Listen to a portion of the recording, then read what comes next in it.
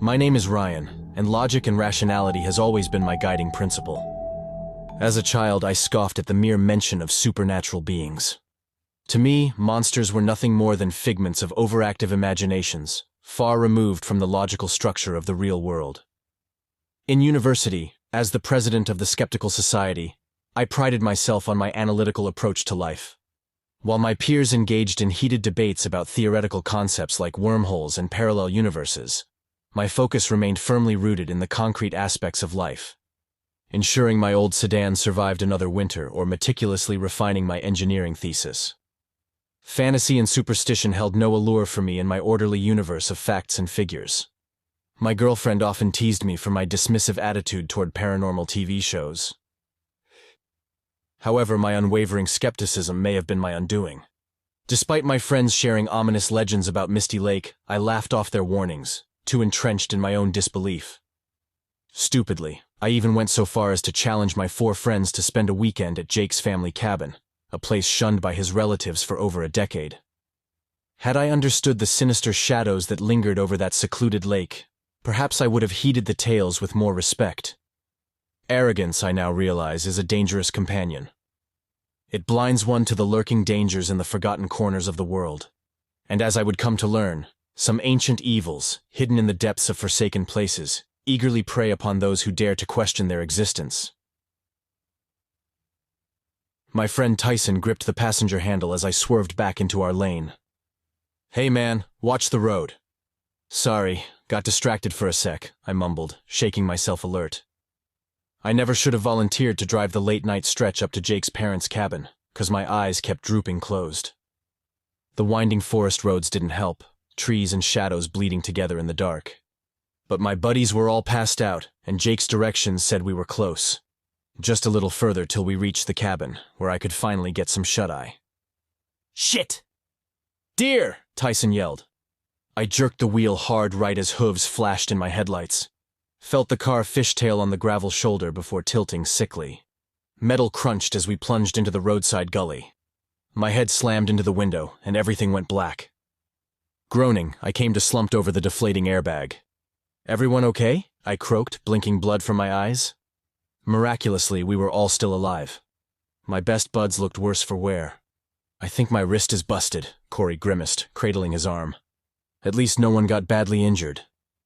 We staggered from the wreckage and took stock of our situation. We stood in a rocky ravine, my old sedan's front end steamrolled by a thick pine. Even if the car worked, there was no backing out. Jake shivered in his t-shirt, squinting through the inky woods surrounding the ravine. "That road can't be far. If we hike up the embankment, we should come across it again." The rest of us mumbled agreement, digging out our phones to illuminate the densely packed pines. "Grab your phones and let's get moving," I yelled.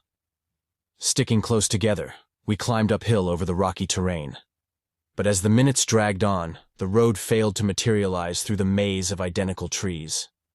Our footsteps slowed along with our fading hopes as we realized just how turned around we'd become out here. Where the hell had that road disappeared to? We were well and truly lost. "Wait, you hear that?" Zane whispered. In the distance, an owl hooted. Under it, I caught the quiet lap of water. Pushing through scrub brush, the tree line abruptly ended, revealing a misty lake stretched under the moonlight. Jake whooped triumphantly, spotting the silhouette of a small cabin 100 yards downshore. No lights inside that we could see, but still our best shot. We hurried along the marshy bank, shoes squelching in the mud. Up close, the cabin seemed abandoned, with boarded windows and peeling paint. It definitely hadn't been used in a while based on the decay. But the door creaked open easily enough, hinges rusted through. Corey flicked his lighter, casting flickering shadows over the dust-layered interior. "Anyone home?" Zane called hesitantly. No one answered except his echo. The cabin consisted of one large open room dominated by a massive stone fireplace. Scattered around were a couple of beds with ratty mattresses, a wooden dining table, and a beat-up couch and armchair. "Home sweet home," Jake deadpanned.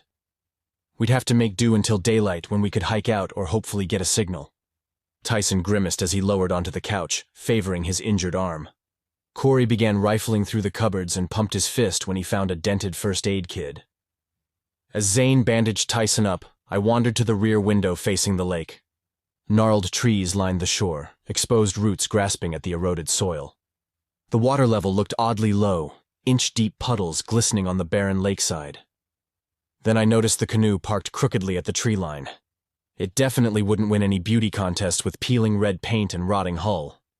But the oars and life vests piled inside seemed intact. If we couldn't find help tomorrow, that canoe might float well enough to the nearest town. I pointed it out as Zane stomped across the creaky floorboards to join me. "Nice find, man. Hopefully we—" A loud crack drowned out his voice. Zane yelped, stumbling backward as the floor sagged under his feet. My heart jumped to my throat until I realized the boards had merely split, not fully caved in. "Damn it, stupid old wood," Zane cursed, regaining his balance. The others chuckled uneasily, but the splintering floorboards filled me with a deeper dread. This decaying cabin felt angry and resentful, as if we had trespassed somewhere we didn't belong. I couldn't shake images of the ground giving way under us, swallowing us into some dark subterranean abyss from which we'd never escape. Nonsense, of course. I was letting this creepy place get under my skin. The others seemed to sense it too, the unspoken danger hanging over us. We decided to stick to the sturdier periphery after that scare. I tried to silence my racing mind. Still, malicious intent seeped from every warped floorboard, every strand of every cobweb, as if this cabin had marked us the moment we stumbled upon its brooding shoreline. I peeled off my mud-caked jeans and collapsed onto one of the faded mattresses as the other guys settled in for the night. Outside, the lone owl kept vigil, my breaths coming slower and heavier as I sank toward sleep. The owl's low hoots became a creepier sound in my fading consciousness, like something moving stealthily through the water. I jerked awake to filtered sunlight across my face. For a moment I forgot where I was, mind foggy with sleep. Then yesterday came rushing back, the crashing drive, the abandoned cabin by the Misty Lake. I sat up with a groan as the other guys roused too. At least no one had disappeared in the night. "Please tell me someone got service," Corey croaked, voice hopeful. We all scrambled for our phones, but our screens stayed dark and silent. "We need to search for a road," Tyson said. "If we hike along the lake, we're bound to find something." We rummaged for food in the cupboards first, turning up some dented cans of Spam, baked beans, and corn niblets. Hardly a balanced breakfast, but it'd suffice. I rinsed my mouthful down with metallic-tasting water from the tap. As I swallowed reluctantly, a dark shape caught my eye through the window. I hustled over for a closer look. "Guys, come check this out." 5 sets of footsteps thudded over as I pointed out the disturbed ground. It looked like something had crawled from the lake's edge to the cabin during the night. Snaking tracks ripped up the mud in places, half filled with water. Jake frowned as he leaned closer. "Could be a gator print, maybe? Do they live up here?" We were not wildlife experts, but the tracks seemed too irregular for an alligator. The tracks seemed almost human in origin, yet deeply unnatural. They weaved drunkenly from the muddy bank, as if something had crawled from the placid lake during the late hour. Splotches of mud marked where hands or feet had fallen, but the gait was disturbingly irregular. As we traced the skittering trails toward the rear of the decrepit cabin, I couldn't shake the feeling of trespassing somewhere we didn't belong. Something told me we had roused someone or something that did not welcome visitors here, and it would ensure we came to regret our intrusion upon this forgotten shore. I ain't waiting around to find out what made 'em. As we trudged northward, our feet sinking into the soggy, treacherous earth, the world around us seemed to twist into something grotesque. The lake, receding like a shy creature into the shadows, bore the look of a haunted wasteland. The trees, gnarled and half-drowned, stretched their skeletal branches toward the murky water, as if begging for salvation. "God, what's that smell?" Tyson choked out, his voice trembling slightly. "It's like death warmed over," Jake murmured, his face twisted in disgust as he covered his nose with his shirt. The stench of rotting fish and spoiled eggs was thick in the air, growing more oppressive as we neared the marshy banks. I gagged, the smell somehow worse than anything I'd ever experienced. "Look at this," I said, pointing at the lake bed where strange, membranous structures interwove with fibrous egg sacs. "What kind of place is this?" "Doesn't seem natural," Corey whispered, his voice barely audible. "Like something out of a nightmare." We pressed on, the atmosphere growing heavier with each step. The lake seemed to ripple and gurgle in protest at our presence, the air thick with malice and decay. "This place is cursed," Jake muttered. "I can feel it in my bones." "Stop it, man," Tyson snapped. "You're freaking us out." But we all felt it. The dread clinging to our skin, the sense that we were trespassing in a realm where we were not welcome. As the day wore on, our hopes of finding help dwindled. The path became a narrow, suffocating corridor flanked by dense vegetation. Mosquitoes swarmed around us, their buzzing a constant, maddening soundtrack. "Did you hear that?" Corey suddenly stopped, his eyes wide with fear. "It's probably just an animal," I reassured him, though my voice lacked conviction. But every rustle in the underbrush sent chills down my spine. The forest seemed alive, watching us, whispering secrets we weren't meant to hear. We all breathed a sigh of relief as the sun finally dipped below the pines, happy to be heading back despite our failure. Nearing the cabin clearing, Zane paused, brow furrowed. "Do you guys hear that?" We froze, listening intently. At first, all I caught was lapping water and rustling trees. But then, a different sound began to seep into my consciousness. A soft, wet squelching, like sodden earth being squeezed and manipulated by unseen hands. At first, it was almost imperceptible, drowned out by the natural noises of the forest. But as we stood there, it grew louder, more insistent, accompanied by a sickening sucking noise that made my stomach churn. I glanced nervously at the trees around us, their branches writhing like the arms of tormented souls, casting elongated, twisting shadows that danced and flickered in the fading light. For a moment, I was sure I saw shapes moving at the water's edge, dark, misshapen figures that seemed to drag themselves from the lake, leaving trails of murky water in their wake. "We're being watched," Corey muttered, his voice tinged with fear. "Something's out there." "It's just the lake or animals, maybe." Jake tried to sound rational, but his voice betrayed his apprehension. We exchanged uneasy looks in the fading light. Probably just the lake mud or harmless forest creatures going about their evening. Still, we picked up the pace until the cabin's bulky silhouette appeared. I expected to feel relieved, but if anything, the cabin now seemed more unsettling. Inside, we busied ourselves, blocking any entry points just in case. Corey and Tyson hefted the heavy table in front of the entrance. As we lay down, the lurking unease from the woods followed me into the cabin. The fitful night passed slowly as we tossed and turned. Any shriek of nocturnal creatures or groaning timber jolted me alert again. Sometime before dawn, I stumbled half asleep towards the bathroom. Still bleary in the gloom, I didn't notice Tyson standing frozen by the shattered window. Not until I followed his petrified stare down to the swaying trees. Was that pale figure staggering between the trunks real or just my imagination? At first I thought my eyes were playing tricks on me, but between the bare trees, something was stumbling closer. A pale, lumpy creature dragged itself against nature's laws. Dark gunk dripped off its body, leaving a slimy trail from the dead lake. I rubbed my eyes hard, hoping the thing would vanish.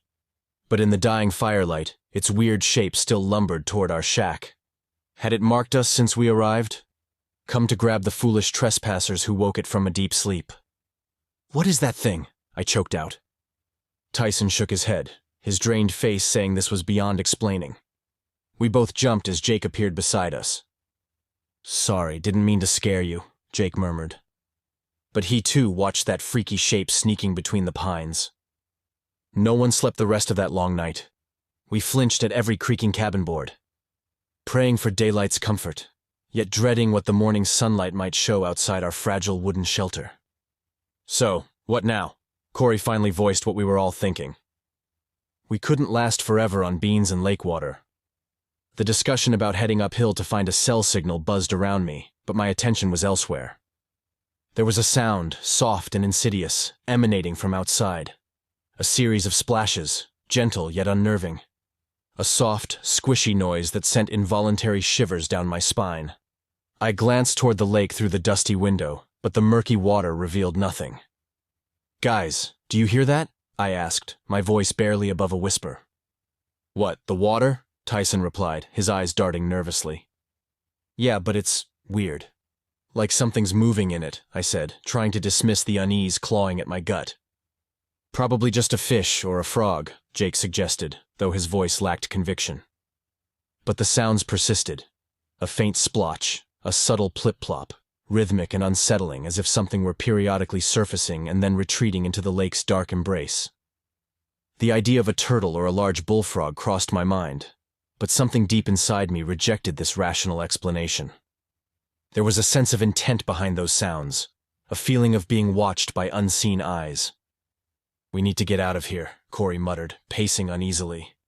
"This place is freaking me out."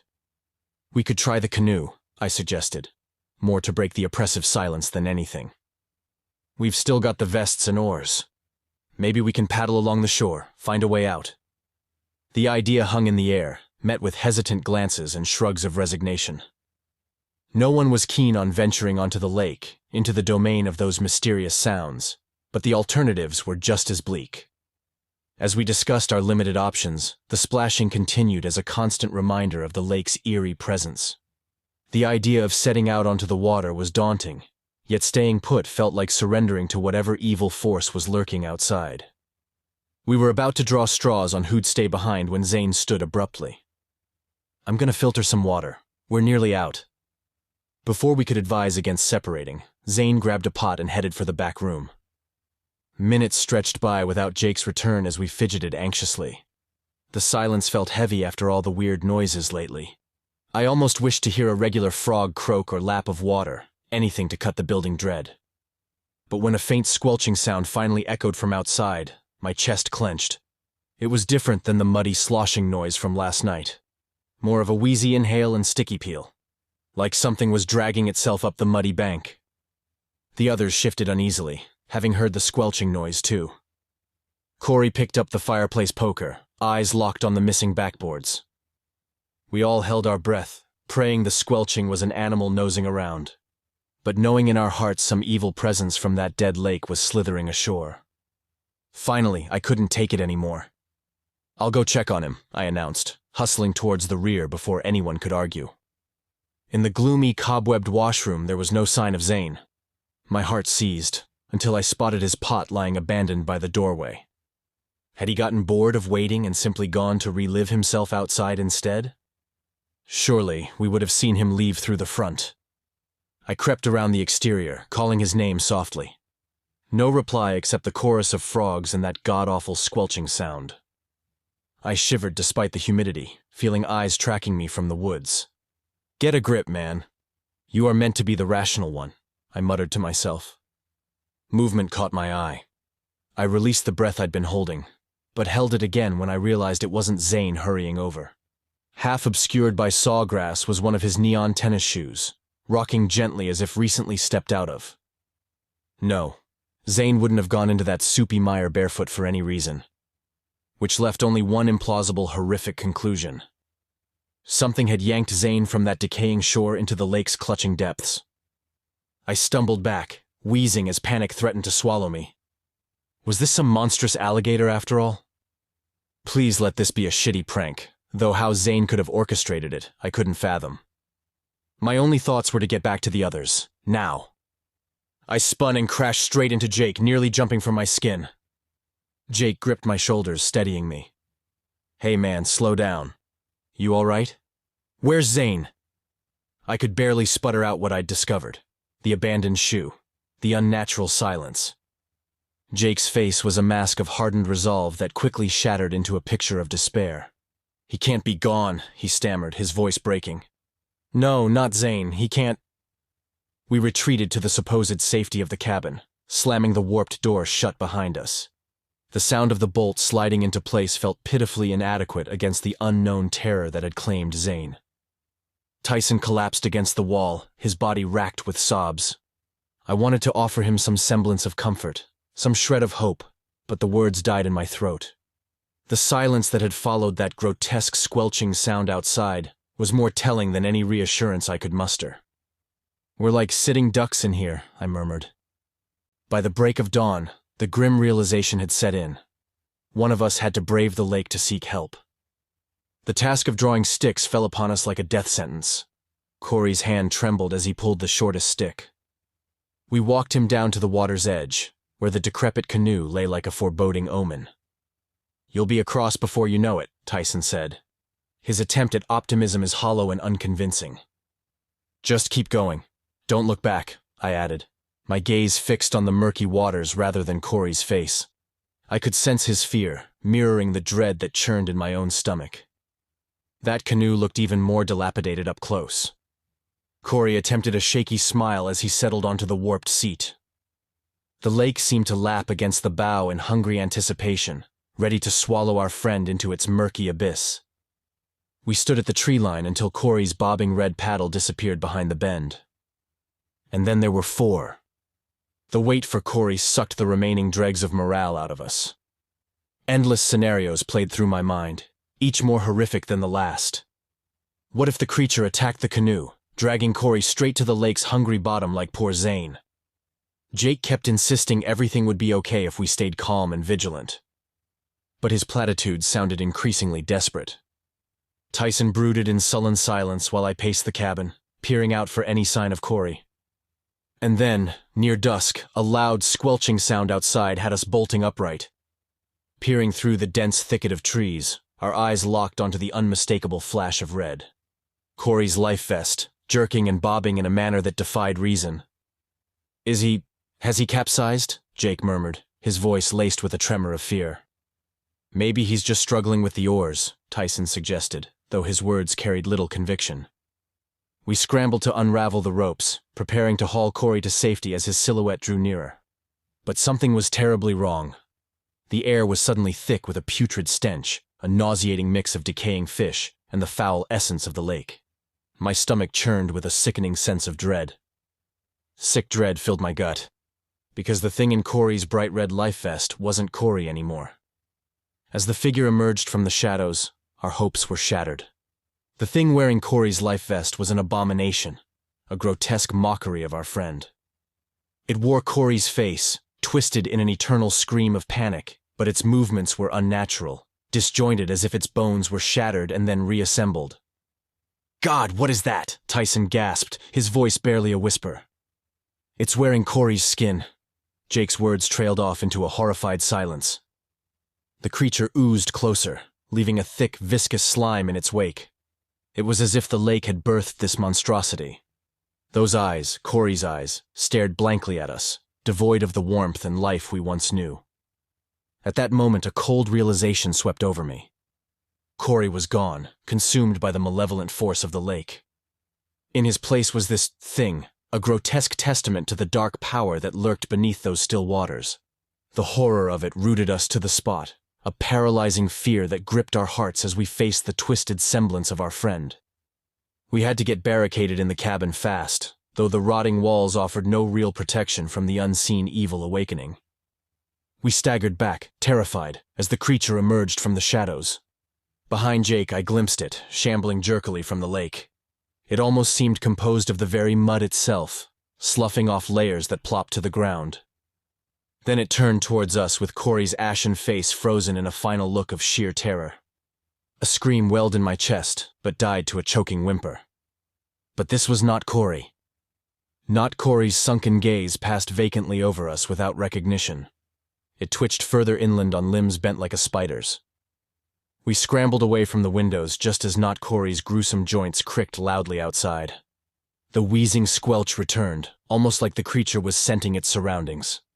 My heart jackhammered against my ribs so violently I was sure Not Corey would hear. But Not Corey didn't return. We huddled, frozen long after the noises faded, half convinced it lingered right outside the warped walls. "What the hell was that thing?" Tyson finally uttered. His voice quivered like a scared little kid's. No one had an answer. Not a rational one, anyway. All we understood was the lake itself seemed to have turned against us. Bone-tired, we finally passed out. The break of dawn did little to dispel the darkness that had settled in our hearts.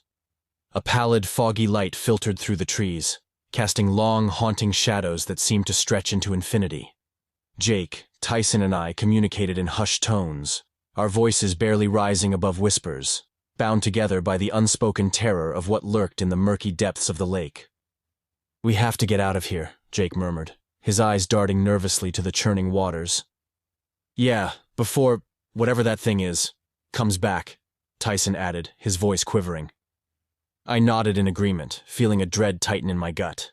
The idea of trekking back through those woods, alongside the insatiable appetite of the lake, sent shivers down my spine.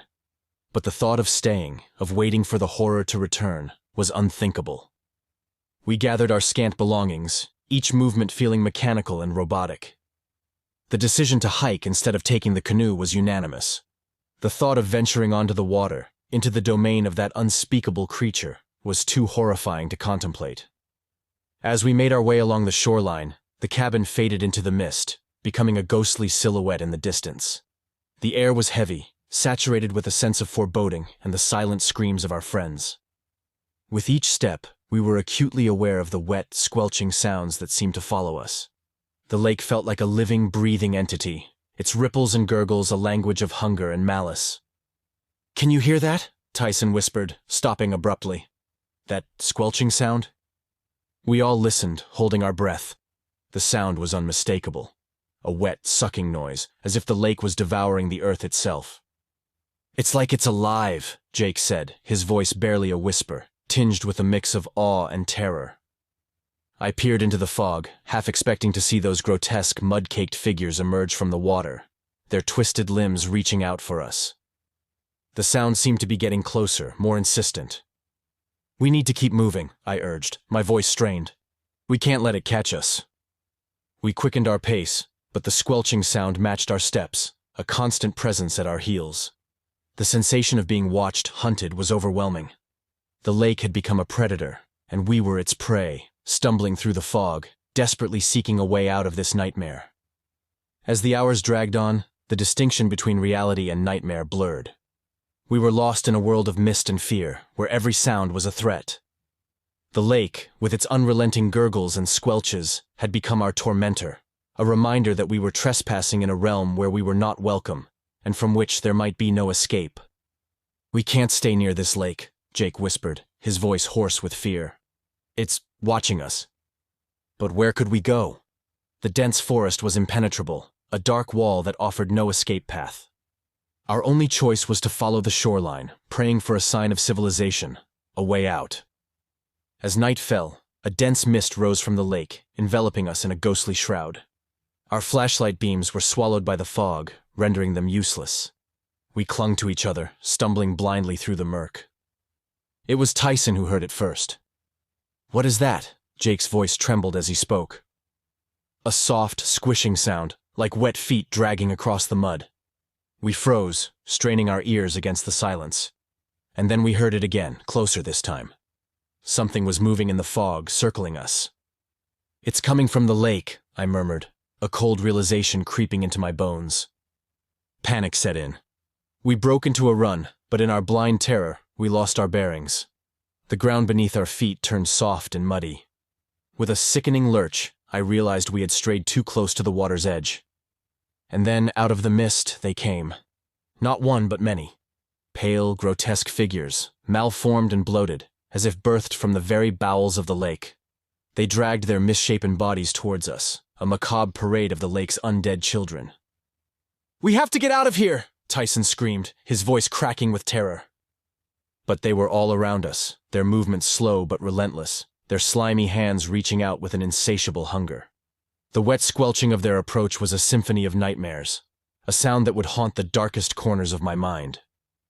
Jake's screams pierced the air, a harrowing sound quickly stifled by the gurgling, churning waters of the lake. Tyson's pleas for help were next, muffled and silenced as he, too, was dragged into the murky depths. In my last moments, as the cold water closed over my head and those hideous creatures pulled me deeper, I understood the truth. The lake was a living entity, ancient and malevolent. It had called to us, lured us into its domain with the promise of adventure and discovery. But it was a trap. We were never meant to leave. We were the latest offerings to an insatiable hunger that lurked beneath the surface, a hunger that had claimed countless lives before us and would claim countless more after. As the dark water filled my lungs and my vision faded to black, my last thought was of regret. Regret for not heeding the warnings, for not respecting the power and mystery of the lake. And then there was only darkness, silence, and the cold embrace of the lake, claiming its final victims. Good evening, listeners. This is Sarah Dowling, bringing you an update on the chilling case of the 5 university students who vanished near Misty Lake, a story that has captivated and horrified our community. As the exhaustive search operation was drawing to a close, a disturbing discovery has been made, sending shivers down the spine of everyone following this tragic story. In a remote area along the marshy banks of the infamous Misty Lake, search teams have uncovered a haunting and unsettling clue. Hidden beneath overgrown reeds and entangled foliage, a perfectly preserved imprint of a human face was found etched into the hardened mud. The expression on the face, one of terror, was so vividly captured that it's as if the earth itself bore witness to the young man's final moments of fear and despair. Adjacent to this eerie find, searchers discovered several personal items, believed to belong to the missing students. Among these were a watch with a cracked face and a lone, tattered shoe, half submerged in the mud. These ordinary objects tell a story of panic and desperation, a narrative that has left our community grappling with more questions than answers. In a baffling turn, officials have now ruled the disappearances as accidental drownings. However, this conclusion has done little to quell the whispers of something more sinister at play, something that the depths of Misty Lake hide from prying eyes. Since that fateful weekend, few have dared to venture near the waters of Misty Lake, but those who have, driven by bravery or stupidity, report eerie sightings. Along the waterline, in the mist, they claim to see spectral shapes, 5 of them, hovering at the edge of the fog. This has been a special report on the Misty Lake disappearances. Stay with us for more updates as this story continues to unfold. For now, this is Sarah Dowling, signing off. This chilling tale has reached its end. If our stories of dread have crawled beneath your skin, please consider subscribing to Tales That Terrify. Until next time, sleep tight. If you dare, we'll be waiting on the other side.